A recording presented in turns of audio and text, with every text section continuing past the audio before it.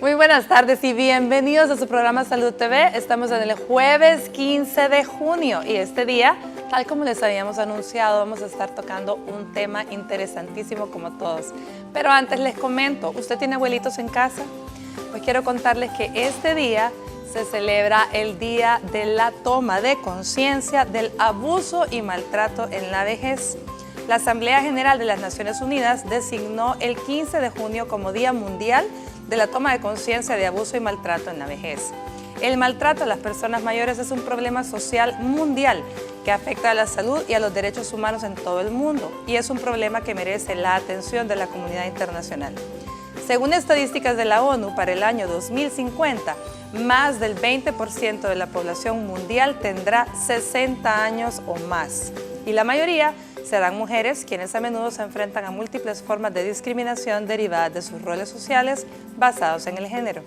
La forma de definir, detectar y resolver el maltrato a los adultos mayores tienen que enmarcarse en el contexto cultural y considerarse junto con los factores de riesgo que tienen cada una en específico. Aunque la magnitud de este maltrato se desconoce, su importancia social y moral salta a la vista. Así que, señores, hoy es el día en que debemos tomar conciencia de esto, pero el día debería de ser todos los días, porque abuelitos y padres todos tenemos y camino que todos llevamos también. Así que, por favor, tomémoslo en cuenta. Bueno, este día vamos a estar hablando de la preparación en un paciente que va a ser operado, es decir, preparación prequirúrgica. Veamos la siguiente cápsula y al regreso les presento a nuestros profesionales invitados.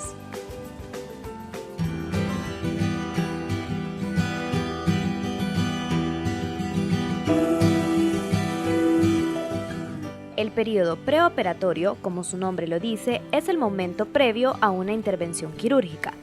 Dentro de este se mantienen ciertos cuidados para asegurar que el paciente se encuentre en las mejores condiciones posibles para enfrentarse a la cirugía, al mismo tiempo que se procura evitar complicaciones durante y después de la intervención.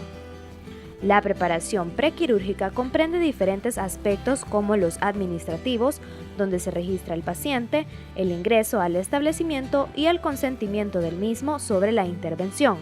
También los exámenes de rutina como los de sangre, orina, radiografías u otros en específico necesarios para asegurar que el procedimiento sea exitoso.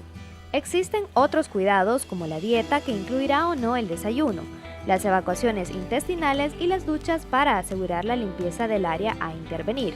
Y para conocer más sobre la preparación del paciente prequirúrgico, quédese en sintonía de Salud TV.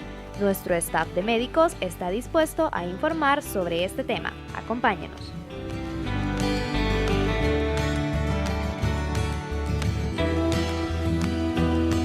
Bueno, y vamos a dar la bienvenida a nuestros invitados. El primero de ellos, el doctor Francisco Alberto Morales, quien es médico internista. ¿Cómo estamos, doctor Morales? Muy bien, agradecido por la invitación, listo para hablar de este tema tan interesante. Muy bien, muchas gracias por aceptarla. También le damos la bienvenida al doctor Roberto Rodman, cirujano pediatra ya conocido por todos. ¿Cómo está, doctor Rodman? Muy bien, muchas gracias y contento de estar aquí.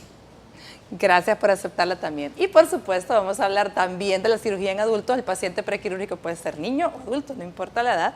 Entonces tenemos la bienvenida al doctor Carlos Uriarte, cirujano general. ¿Cómo estamos, Carlos? Pues muy bien, muchísimas gracias. Aquí contento de estar compartiendo un tema tan interesante como este en el ámbito médico y pues tratar de ver de qué manera podemos ayudar a los amigos televidentes. Mire, y es interesante realmente porque usted que está en casa, a lo mejor, gracias a Dios, nunca ha tenido que operarse, pero nunca sabe en qué momento puede usted o alguno de los suyos necesitar un procedimiento quirúrgico. Y la preparación previa a una cirugía es sumamente importante, así que usted debe conocer algunos tips que vamos a estar dando este día, algunas cosas para que le queden claras, que se le graben, por si en algún momento necesita ser operado, pues ya la sepa. Creería yo que comenzamos primero como definiendo, porque los momentos operatorios pueden ser diferentes, ¿sí? Uno puede ser persona que va a ser operada de emergencia, de urgencia o algo electivo, ¿sí, Carlos? Sí, bueno, es importante, como tú decís, ver la ocasión en la que estamos operando al paciente. Si es una paciente de emergencia, usualmente uno va a tomar los exámenes, los básicos, por así decirlo, como para tener como para prepararse para atender cualquier cosa que pudiera suceder en el camino. Y aparte de eso, como por ejemplo, que si es diabético, que no vaya a estar descompensado, que no vaya a tener problemas de anemia, o que por ejemplo es importante saber si tiene algún problema respiratorio o de corazón, porque dependiendo de eso uno va a tomar los cuidados o las prevenciones necesarias para que todo salga bien. Obviamente en la emergencia muchas veces uno no es que se salte pasos, pero ahí es, uno lo que está tratando es de obviamente rescatar o salvar una vida, o que la patología que en este caso el paciente pudiera estar presentando, vamos a poner el caso de una apendicitis aguda, por poner un ejemplo, no vaya a llegar o no se vaya a complicar más y vayamos a terminar en una peritonitis, por ejemplo, que ya es un caso muchísimo más grave. Pero en este caso, hablemos, ya que mencionaste puntualmente la apendicitis, creo que apendicitis y colecistitis sería, ¿verdad? O colelitiasis, en un proceso agudo, de alguna manera dan cierto tiempo para algunos exámenes, ¿verdad? ¿Y qué recomendaciones o qué consideraciones se toman en cuenta? No, bueno, de hecho, así como tú dices, sí, todos estos dan como cierto tiempo como para poder esperar los exámenes, para poderlo hidratar, si en dado caso está deshidratado. Esperar ayuno, si acaso no lo hay. Exacto, exacto. Los casos más graves, por ejemplo, son los accidentes, que eso sí, ahí se tiene que hacer porque se tiene que hacer.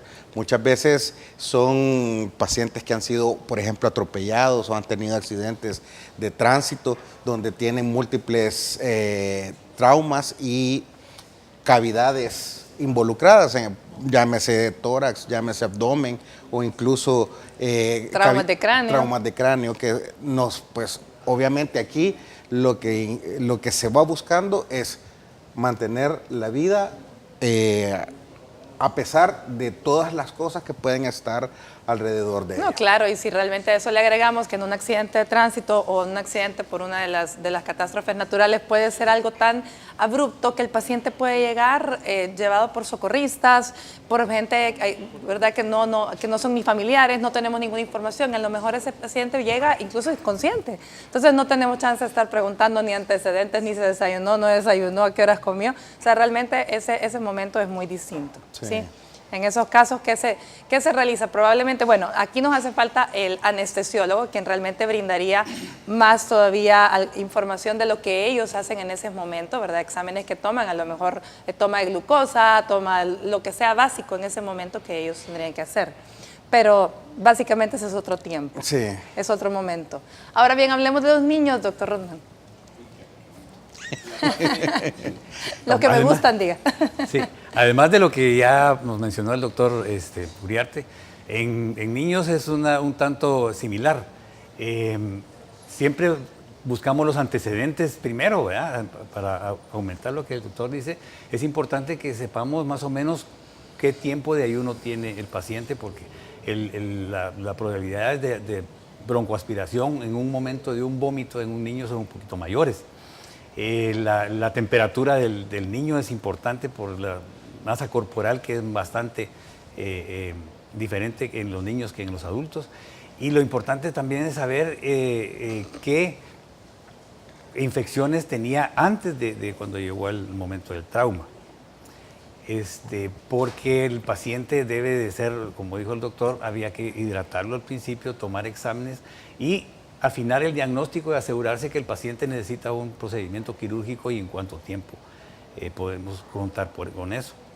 Toma de exámenes usualmente al tomarle la vena para ponerle sus líquidos y electrolitos adecuadamente, se aprovecha para tomar un hemograma completo, ver cómo están las plaquetas, la coagulación, los electrolitos, el sodio, el potasio, calcio.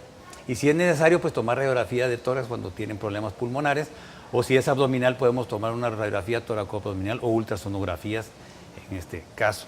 Si el tiempo lo amerita, si es un dolor de apendicitis aguda, pues puede darnos un poco de chance para iniciar de una vez antibióticos endovenosos y entrar un poco premedicado a sala de operaciones. Si el paciente padece de alguna hipoglicemia o algún déficit de electrolito, pues tenemos un tiempo prudencial de un par de horas, unas 3 horas, para poder entrar a sala de operaciones con el mayor estabilidad corporal posible. Ese es el caso de los casos agudos o que no puede uno quitarse la cirugía en el mismo día, digamos. Pero está el caso de tal vez de paciente que puede ser preoperatorio para una cirugía electiva. Electiva, exacto, que eso es no de inmediato, no es urgente que lo hagamos ahorita, sino que lo podemos programar y tenemos más tiempo. Y de eso vamos a hablar después del corte comercial. Ya volvemos.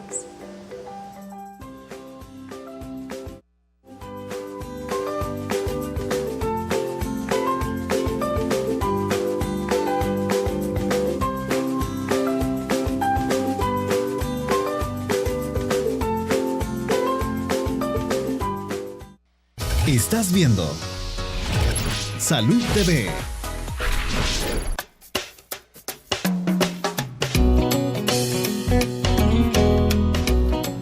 Bueno, yo digo que cuidarse, o sea, lavarse bien ahí donde va a ser la cirugía y tener el cuidado de que no se le vaya a infectar, lavarse bien las manos. Eso es lo que pienso yo.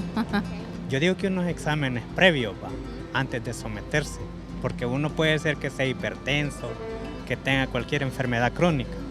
Quizás no tomar pastillas que den hemorragias, o quizás cuidar los alimentos que uno come antes de meterse en una cirugía, depende de lo que sea, ¿verdad?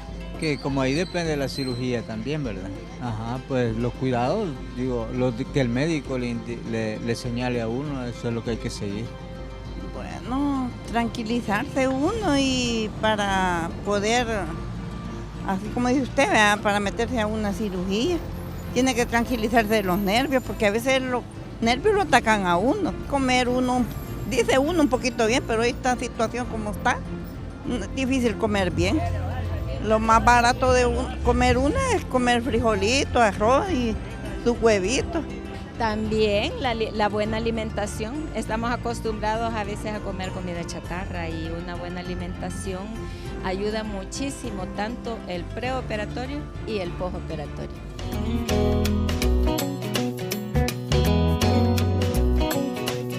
Muchísimas gracias a todas las personas que respondieron a nuestro sondeo. Y miren qué bonito, andan bien orientadas realmente. Ahí una señora dijo, hay que cuidar los medicamentos que no vayan a causar hemorragia, hay que cuidar que los medicamentos que uno toma, la alimentación, en fin, realmente están bastante orientados, eso nos alegra. Pero vamos a preguntarle acá al doctor Morales, ¿qué consideraciones debemos de tener en caso de personas que tienen enfermedades crónicas y en aquellas en las que, gracias a Dios, pues están en aparente buen estado de salud?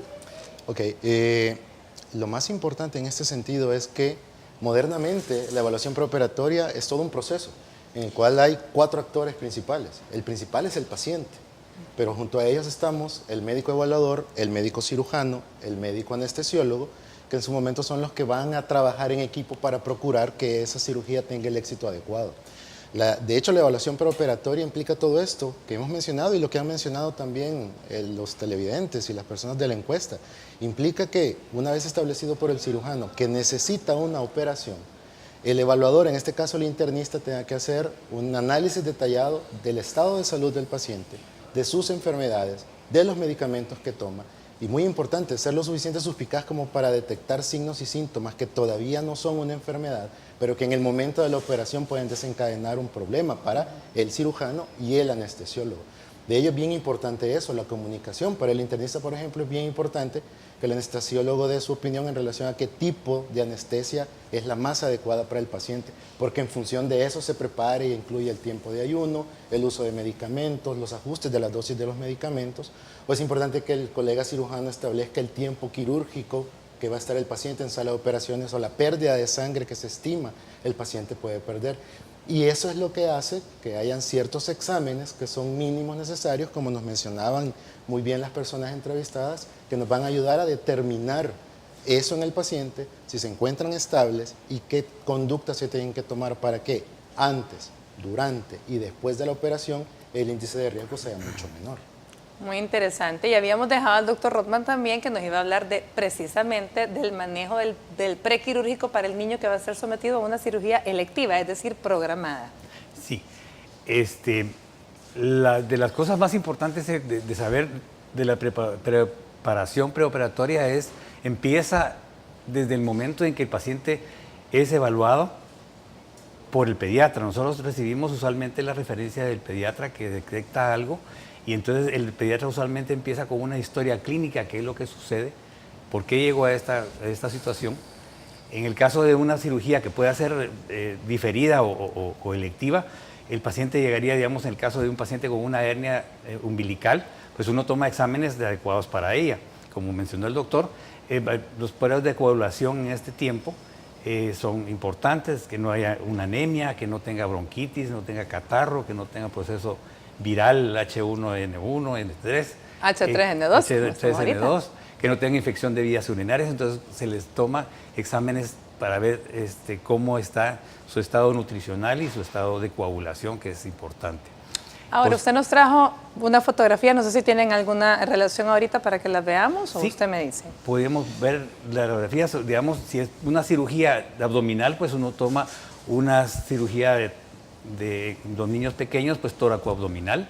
Podemos ver también si necesita una evaluación abdominal, una ultrasonografía se les puede dejar, tomografía o radiografía. Si como la radiografía que estamos viendo ahorita, doctor, lo que buscamos en esos casos, ¿en qué casos se envía? Ese sería un paciente que tiene un problema en el tórax, pero que debido al tamaño pequeño del niño, las vísceras se han movido del abdomen hacia el tórax, entonces tiene el pulmón colapsado por las vísceras abdominales.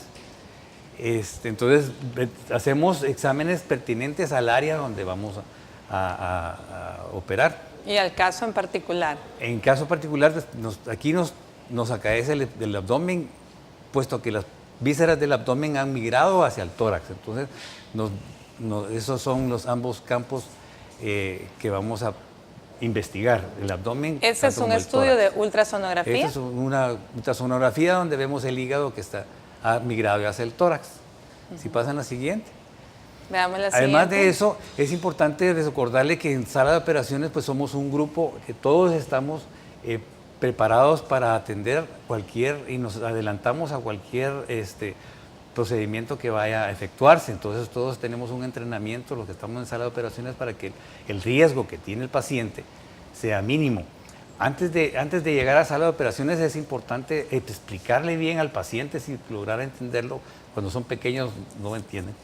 Pero los abuelos o los papás siempre están presentes, es importante que ellos sepan qué es lo que se va a hacer, porque mientras más se ve de la patología que tiene, más fácil será su recuperación, porque nos pueden ayudar a todo eso. Si hubiera, en el caso de la entrevistada al principio que salió en la calle, es importante también preparar el área que se va a operar. Digamos, si se va a operar un área cerca de la oreja o del cuello, pues es importante que se bañe bien, que se lave bien el pelo, ya que mientras más limpio esté, menos bacterias se van a meter a la sala de operaciones y menos con problemas de contaminación. Si tuviera una infección en el área quirúrgica, pues uno difiere la cirugía si la pudiera hacer, por ejemplo. ¿Verdad? Sí se puede. Esa que estamos viendo, ahí está en el ombligo, ¿no? Esta es una área, una hernia umbilical, que el paciente tenía una ruptura, un defecto que tenía en el ombligo.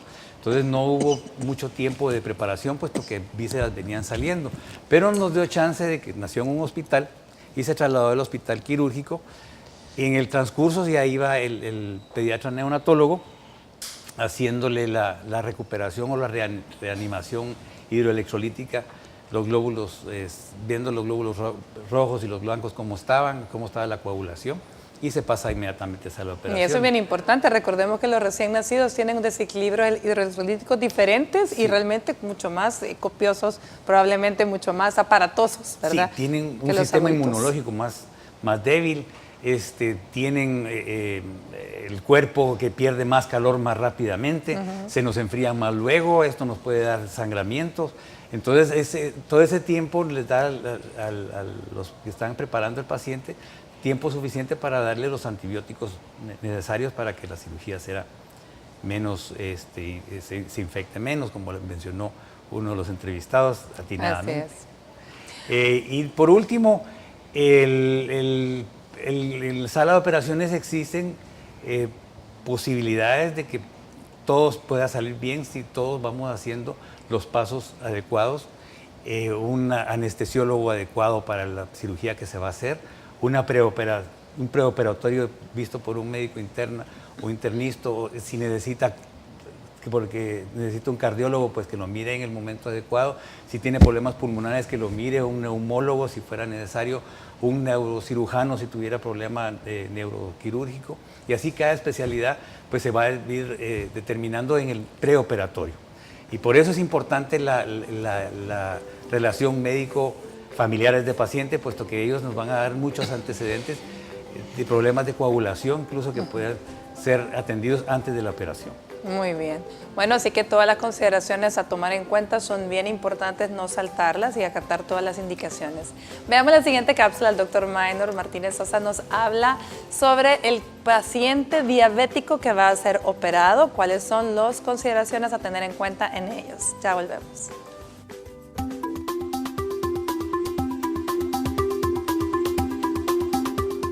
Hola amigos de Salud TV, soy el doctor Maynor Martínez, endocrinólogo. En esta oportunidad hablaremos un poco sobre la evaluación preoperatoria del paciente con diabetes. Si usted padece diabetes, a la hora de una cirugía hay que tomar muchos factores en cuenta, principalmente qué tipo de cirugía se va a realizar, el tipo de anestesia y cómo ha estado usted compensado recientemente, cuáles son los medicamentos que usted toma, si hay necesidad o no de ayuno y también si va a haber necesidad de cambiar medicamento antes, durante o después de la cirugía. Recordemos que el paciente con diabetes puede tener cambios proinflamatorios, es decir, que una cicatrización o inflamación pueden dificultarse debido a una diabetes descompensada. A la vez, otras comorbilidades, es decir, si usted es obeso, hipertenso o tiene alguna afección pulmonar. Cualquiera de estas afecciones que usted tenga deben tratarse y compensarse con tiempo para no tener que correr complicaciones o lamentar hechos todavía más desfavorables. Si usted es paciente con diabetes, debe ponerse en contacto anticipado con su médico y decirle que se le va a hacer una cirugía.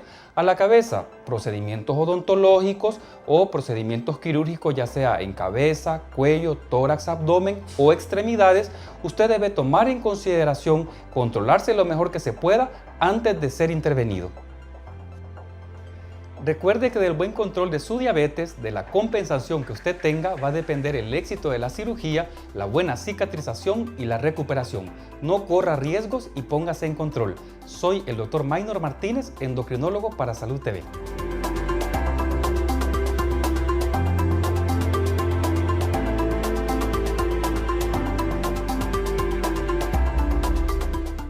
Estás viendo Salud TV. Hace 8 años ingresó al país una epidemia de influenza tipo A-H1N1. Lo esperado es que sigan aumentando los casos de H1N1. Hace un año, esta misma enfermedad alertó a las autoridades del Ministerio de Salud al presentar más de 70 casos sospechosos. Debido al comportamiento acelerado que están presentando las infecciones respiratorias agudas, podríamos experimentar una epidemia en próximas semanas. Como muy bien explicaba el doctor Macís, ha existido un aumento importante en los casos de influenza, aunque todavía está en la zona de seguridad. Actualmente nuestro país se ve amenazado por otro tipo de influenza, denominada AH3N2. En Salud TV nos preocupamos por el bienestar en los salvadoreños. Por eso lo invitamos a sintonizarnos este próximo martes 20 de junio para conocer de primera mano información y posición oficial del Ministerio de Salud. El jefe de Vigilancia de la Salud, Dr. Rolando Macís, estará con nosotros para aclarar todas sus dudas sobre el aviso de alerta por el incremento de casos de influenza de tipo AH3N2. Salud TV. Lunes a viernes, 12 del mediodía. Canal 21. Tome el control. Bueno, y la situación que nos tiene preocupados a todos los padres de familia, adultos y por nuestros niños o nuestros abuelitos es el aviso de alerta que existe por el aumento de los casos de gripe tipo influenza del tipo H3N2. Tenemos un enlace en microonda con el doctor Ronald Pérez, pediatra, a quien le vamos a preguntar cómo tenemos que cuidar a nuestros niños, qué consideraciones debemos de tener en cuenta. ¿Tenemos el enlace ya? ¿Listo? Es el expresidente. Bueno, hola doctor Pérez, ¿cómo está? Hola, ¿qué tal? ¿Cómo estás, Elisa? Un gusto. El gusto es nuestro, Ronald. Quería que nos contaras cómo has visto tú la situación, cuál es tu opinión acerca de este aviso de alerta que tenemos y qué recomendaciones vamos a dar a nuestra gente para cuidar a los niños. Bueno, seguramente tenemos que incrementar mucho el cuidado para con nuestros niños. Es importante que ante síntomas iniciales que pueden ser como cualquier gripe, tos, secreción nasal, congestión, fiebre, hay que empezar con las medidas de aislamiento, sobre todo si hay niños pequeños. Los niños más grandecitos son los que tienden a llevarlo. Entonces hay que tratar de contener un poco eso y si hay adultos mayores de igual manera que son los que están más expuestos. Ahora, la característica de la influenza no solamente son la parte de los procesos catarral o gripal, sino la fiebre, el malestar, el dolor de cuerpo, que es muy importante y muy fuerte el que está produciendo. Entonces, ante cualquier aumento de fiebre acompañado con estos síntomas, es muy importante que puedan hacer una consulta oportuna. Si bien es cierto, Ronald, es un proceso autolimitado, pero ¿qué consideraciones tenemos que pedirle a las mamás y recalcar en la no medicación con nada que no se le haya indicado al pediatra? Y hablemos un poco de la vacunación. Recordémosle a la gente por qué es importante la vacuna y en qué momentos la podemos poner, por favor. Exactamente. Fíjate que sí, es un proceso autolimitado. Hay que hacer tal vez la diferencia con que la H1N1 es la única influenza que tiene un tratamiento específico y que hay un protocolo ya establecido de quiénes deben de recibirlo. El resto de influencias estacionales no tienen un tratamiento específico y eso es muy importante que le quede claro a la población porque probablemente se puedan precipitar a querer buscar algo y el tratamiento es sintomático. Obviamente niños que tienen algún problema respiratorio de base pueden tener alguna complicación y por eso hay que estar más vigilantes con eso. Y es muy importante también el tema de la vacuna, porque la vacuna justamente protege contra cepas estacionales que sabemos que pueden comportarse de la manera epidémica como lo está haciendo ahorita la H3N2 y que justamente está disponible para niños, adultos mayores, en el caso del Ministerio de Salud, y a nivel privado pues está disponible para toda la familia, que en realidad la indicación de la vacuna es universal. De los 6 meses en adelante pueden vacunarse niños, adolescentes, adultos y adultos mayores. Muy bien, Ronald. Y recalquémosle por favor a los padres, los niños que están enfermos no asistan a las escuelas por cuánto tiempo, y al igual que las personas pues, que en casa están trabajando, que dejan de trabajar porque están incapacitados, el uso de mascarilla en casa para prevenir que más gente se contagie, por favor. Así es. La mamá, por ejemplo, que está lactando debe utilizar mascarilla. La persona que comienza con síntomas, que comience con la mascarilla desde un principio, y los niños no deben ir al kinder o a la escuela mientras estén con los síntomas. Son generalmente un periodo de 5 días los que esperamos que transcurra la enfermedad y debe haber reposo, una buena hidratación y obviamente algo que se puede hacer perfectamente en casa y que no vaya a la escuela durante ese periodo. Muy bien, y el medicar a los niños con acetaminofén, que hoy por hoy las personas, todo el mundo sabe que eso es lo que se le va a dar, por favor hablemos sobre el cuidado de la automedicación, que hay que esperar indicaciones del médico, especialmente los niños, que las dosis pues varían según el peso. Así es. Generalmente en procesos virales, idealmente utilizamos acetaminofén o paracetamol, que es lo que tenemos disponible en casa. No utilicen algún otro antiinflamatorio no esteroideo como ibuprofeno o diclofenac. Mantengámonos con el acetaminofén. Si hay necesidad de darlo cada 4 horas, consulte siempre por la dosis, es en base al kilo de peso para poder estar dando la medicación adecuadamente. Tenemos disponible tanto en gotas, jarabes e incluso supositorio cuando la fiebre es muy alta y nos puede ayudar a bajarla más rápidamente. Muy bien, Ronald. Bueno, creo que hemos tocado todo lo importante que necesitamos que nuestra gente sepa, pero tu mensaje final, por favor, recordemos. Sí, démosle el espacio necesario a la persona que está con la influenza, ya sea un niño o un adulto mayor. tomemos las medidas necesarias de aislamiento, pero sobre todo no nos dejemos llevar por noticias o cosas que circulan hablando acerca de la influenza que no son verdaderas o que desacreditan la vacunación también. La vacunación es importante, puede prevenir y no tiene más efectos secundarios que las que ya se registran con otras vacunas que se pueden colocar de una manera rutinaria.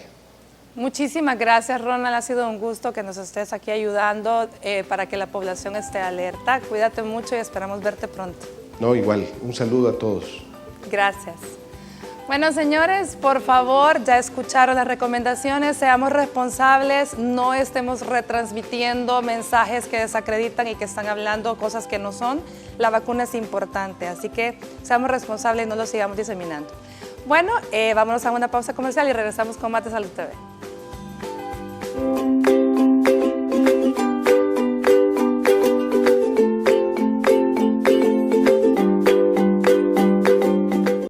Estás viendo Salud TV.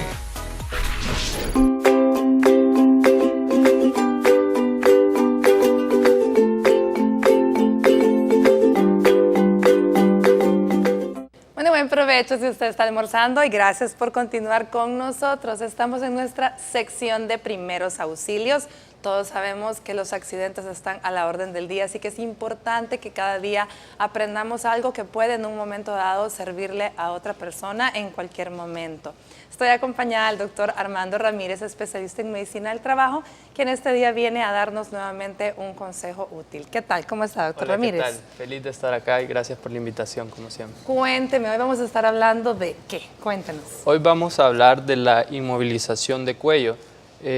Esto secundario a lesiones, principalmente traumas, más comúnmente en accidentes de tránsito, donde vemos un signo característico que es el signo de látigo, donde la persona al haber una desaceleración brusca va a tener una flexión y extensión del cuello repentina y brusca. Entonces en estos casos necesitamos una inmovilización del cuello. Por lo tanto, estamos hablando de aquellos típicos accidentes de tránsito en los cuales la persona choca, la cabeza va hacia adelante y luego hacia atrás, y ese es el movimiento del látigo del que estamos hablando, donde lo que se puede sufrir son lesiones realmente desde leves hasta graves en el cuello, ¿cierto? Así es. Pueden haber lesiones severas, desde fracturas a nivel cervical, o simplemente leves, espasmos, correcto, pero independientemente de cuál sea la situación, como primeros auxilios, al no conocer, no tener el estudio en ese momento, la inmovilización va a ser igual en todos los casos. En ellos vamos a ocupar lo que tenemos hoy acá, que es un cuello rígido, o mejor conocido como un cuello tipo Filadelfia. Muy bien, por lo tanto, pero ahora es un tanto difícil. Cuéntanos primero cómo vamos a hacer la inmovilización. Esto es en el caso que exista la posibilidad de tenerlo, pero recordemos que muchas veces la gente que va a poder ayudar no va a tener un cuello. En esos casos, ¿qué es recomendable? La recomendación es, si estamos ante algún accidente, llamar al sistema de emergencia, recordemos el 132. No hay que movilizar al paciente si nosotros no tenemos conocimiento de cómo hacerlo, porque lo que vamos a producir es un empeoramiento de este paciente. En caso que tenga una lesión y nosotros realizamos una movilización inadecuada, vamos a empeorar el caso de la persona. Muy bien. Cuéntenos entonces cómo vamos a hacer cuando se tiene un accidente y si hay pues a la disponibilidad un cuello. Ok, lo que vamos a hacer en primer lugar es guardar la calma ante todo. Después vamos a colocar al paciente, de preferencia en una superficie sólida. Vamos a realizar la medición del cuello para poder colocarlo adecuadamente, y posteriormente se va a proceder a la colocación del cuello, como tenemos ahora la demostración. Y para eso vamos a tener la ayuda del señor Reyes y la señorita Xochitl, quien nos van a estar colaborando. A ver, veamos entonces, ¿qué vamos a hacer? Bueno. Vamos a poner, en el caso de que la señorita Xochitl ha sufrido un accidente y la tenemos ya en una camilla y vamos a inmovilizar su cuello. Muy bien. Okay. ¿Qué es lo que hay que hacer? En primer lugar, lo que vamos a hacer es verificar que el paciente, la condición en la que se encuentra, y posterior procedemos a la colocación del cuello, ¿verdad? Lo que se va a realizar es una maniobra, en este caso una maniobra mentón frente, en la cual vamos a producir una pequeña apertura aérea y también vamos a producir un alineamiento del eje de la cabeza y del cuerpo. Así es. Entonces, estiramos el mentón prácticamente. Así es, realizamos una pequeña tracción, hay que tener cuidado con esto, eso se debe de hacer de manera suave, ¿ya? Y posterior a esto vamos a colocar el cuello, ¿verdad? El cuello rígido en este caso. Muy bien, entonces ahí el cuello se pasa por debajo del... Así es, tener en cuenta que el cuello se va a pasar por debajo del cuello, el cuello rígido, ¿verdad? Algo muy importante, no vamos a levantar este cuello. Una vez nosotros hacemos esta maniobra de extensión, se genera un orificio natural y es por ahí donde nosotros vamos a deslizar el cuello, ¿ya? De manera oportuna, no vamos a hacerlo a la fuerza, ¿ya? Porque se genera ese orificio y ahí se va a dar de manera natural, ¿verdad? Una vez ya se deslizó, vamos a proceder a cerrarlo. Muy bien. Entonces de esta forma queda protegida, bueno, queda la misma posición en la que se dejó, dijéramos, con las vértebras alineadas, según así es. Las vértebras van a tener que quedar siempre alineadas, procurando la inmovilización de estas, ¿verdad? Recordemos que lo importante es evitar producir más lesiones, ¿verdad? Debido a que nosotros no conocemos si hay o no una lesión a nivel cervical. Entonces vamos a inmovilizar ese cuello. Y otra cosa muy importante, la persona que coloca el cuello no es que simplemente lo coloca y se desentiende del paciente. No, como vemos en nuestros compañeros, la persona se queda con el paciente siempre sujetando su cabeza para mantener la inmovilización, ¿verdad? Muy bien, bueno, entonces muchísimas gracias, doctor Ramírez, señor Reyes y Xochitl. Ha sido pues un nuevo consejo que tenemos que aprender en el caso de que necesitemos utilizarlo y tengamos un cuello. Y si no lo tenemos, pues recuerde, mejor no hacer nada que pueda dañar a la persona. Si no sabemos cómo hacerlo, mejor tratemos de dar paso a que alguien que sí pueda ayudarlo haga. Bueno, nos vamos a una pausa comercial y regresamos con más del tema de hoy. Gracias.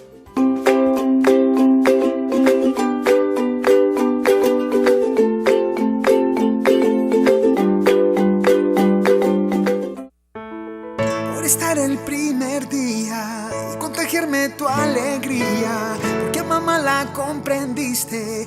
Algunas noches sé que no dormiste, papá.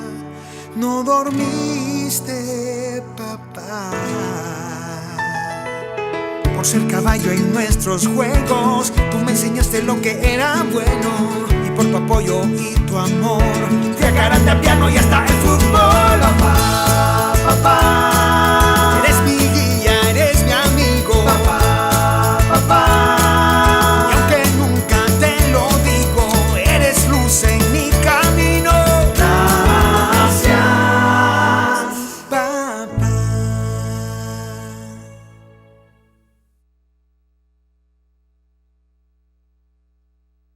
Salud TV, lunes a viernes, 12 del mediodía.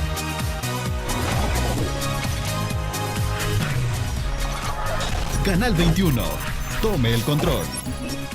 Estás viendo Salud TV.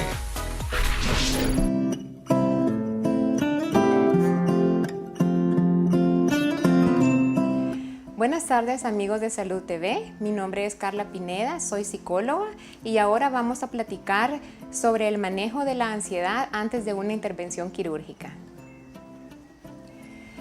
Cuando estamos próximos a una intervención quirúrgica, siempre vamos a tener ansiedad en mayor o en menor grado. Es normal, completamente normal, porque es una situación que de por sí conlleva todas aquellas situaciones que provocan ansiedad, como son la novedad, pues para el paciente es una situación nueva o desconocida, hay falta de control y tenemos una imposibilidad de poder predecir las consecuencias. Entre las causas que los pacientes con mayor frecuencia manifiestan que les causa ansiedad está la desinformación del proceso quirúrgico que van a tener. Está la estadía en el hospital, la ruptura de su rutina diaria, está el miedo a no despertar de la anestesia, la duda si van a sentir dolor durante el procedimiento o después, el miedo o temor a cómo va a ser el resultado de la cirugía, miedo a poder develar información personal durante el efecto de la anestesia y el miedo a la muerte.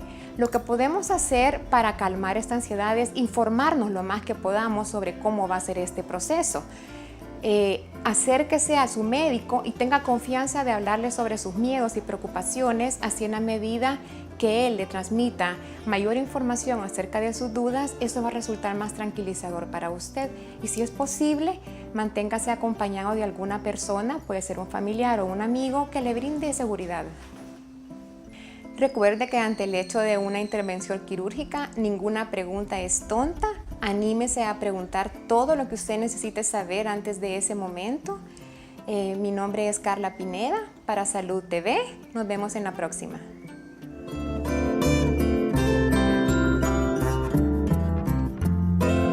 Bueno, muchísimas gracias, licenciada Pineda. Ya vieron que dentro del sondeo que se hizo, una de las señoras que contestó dijo, los nervios, hay que controlar los nervios. Pues precisamente de eso nos hablaba la licenciada. Es importante que usted conozca bien qué le van a hacer y tratar de manejar esa ansiedad y tener confianza en su médico y por supuesto confianza en Dios. Bueno, hablemos, ¿qué se nos ha quedado sin tocar? A ver, Carlos. Bueno, mira, yo creería que una cosa importante es hágale caso a su médico, ¿verdad? En el sentido de las recomendaciones que uno le da previo a una cirugía siempre son importantes porque lo que uno menos quiere es que les vaya a pasar algo. De hecho, ¿cómo se llama? El hecho de tomarse los medicamentos a su tiempo, el hecho del ayuno, el control exactamente de todas las enfermedades asociadas que pudiera llegar a tener. Para, obviamente, ya que sabemos que solo el hecho de la cirugía va a alterar todo el metabolismo del cuerpo, para que esto no sea más grave y obviamente pues su recuperación sea la más favorable posible, independientemente de los casos que sean. Muy bien. A ver, doctor Rothman, su recomendación final para nuestras mamás que están viendo y que pueden necesitar en un momento dado someter a cirugía a sus hijitos. Recordarse en el momento de la entrevista de preguntar todas las dudas que queden en el aire. Eso ayuda también a bajar la ansiedad porque mientras más conozcan, más seguros van a estar. Pregúntenle a su médico por dónde va a ingresar el paciente, con cuánto tiempo de ayuno. Recuérdense que el paciente tiene que estar en ayunas. Si va a comer sólidos, que sea la última comida por lo menos unas 8 horas antes de la cirugía. Si es líquidos, pues unas 6 horas es adecuado. De ahí nada más. Y la última cuestión es por dónde va a ingresar, en qué hospital va a ser y a qué horas va a ser la intervención. Estar una media hora antes para hacer más fácil la cosa. Y recuérdese que en sala de operaciones es un equipo de personas entrenadas para disminuir los riesgos del procedimiento que va a tener. Todo tiene riesgos. Hay más riesgos actualmente en la calle, eso sí es cierto, que en sala de operaciones. Muy bien, eso es cierto, doctor. Realmente corremos con peligro en nuestras vidas todos los días. Doctor Morales, medicamentos que haya que suspender o alimentos que no haya que consumir antes y cuánto tiempo antes hay que suspender estos medicamentos. Bueno, eso depende de cada caso en particular. En general, en los pacientes adultos vemos pacientes hipertensos, diabéticos, con enfermedades pulmonares, con arritmias cardíacas, con trastornos de la coagulación. Cada uno de los medicamentos será su médico en la evaluación quien decidirá cuáles deben modificarse o no. En general, para mencionar algunos ejemplos, los pacientes diabéticos en la noche antes de la cirugía se aplica una dosis menor a la habitual para reducir el riesgo que por ayunos hagan una hipoglicemia en el momento de la operación. Los pacientes que usan anticoagulantes se suspenden anticoagulantes y luego se ajusta la dosis tan pronto como se ha garantizado que hay una cicatrización para evitar una hemorragia importante durante el mismo acto quirúrgico. ¿Cuánto tiempo antes hay que suspender, dijéramos específicamente la aspirinita? Porque hay muchos pacientes mayores que toman aspirina. Por lo menos 5 días. El promedio son 7, pero al menos 5 días ya se garantiza que las plaquetas nuevas que no están contaminadas, digamos así, por la aspirina o bloqueadas por la aspirina van a hacer su efecto. Muy bien. ¿Qué otros? Las personas que toman esteroides, por ejemplo, ¿hay que suspenderlos también? No. El uso de los esteroides pasa a ser por vía endovenosa. Se manejan como esteroides en crisis, se hace un ajuste de acuerdo al medicamento que está tomando el paciente y se cumple mientras está en ayuno. Luego regresa porque, por ejemplo, en los pacientes con enfermedades autoinmunitarias, el suspender el esteroide puede desencadenar la enfermedad y también puede dar un problema de un déficit del esteroide o de la función que el esteroide estaba haciendo en el organismo. Terapias respiratorias en pacientes, o mejor dicho, en pacientes con obesidad mórbida. Depende de la valoración que tenga el paciente de su riesgo pulmonar.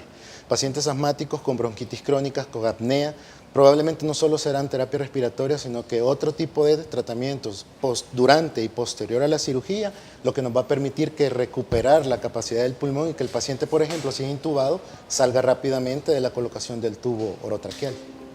Bueno, muy bien. La verdad es que hay tantas recomendaciones específicas para cada caso en particular que no podríamos abarcarlas todas, pero lo importante que le tiene que quedar a usted claro el día de hoy es que si se va a operar, pregunte todo y acate las indicaciones de su médico. Se nos terminó el tiempo. No me queda más que dar las gracias, Carlos, doctor Rothman. De verdad, doctor Morales, un placer haberos tenido por acá. Gracias a ustedes que nos acompañaron. El día de mañana, viernes, los temas dedicados a las féminas de la casa. Vamos a estar hablando de un diagnóstico que está bastante sobrellevado en estos momentos. Es el síndrome de ovarios poliquísticos, para que lo conozcan y entiendan un poco más acerca de él. Por hoy, que tengan una linda tarde de jueves y que Dios los bendiga.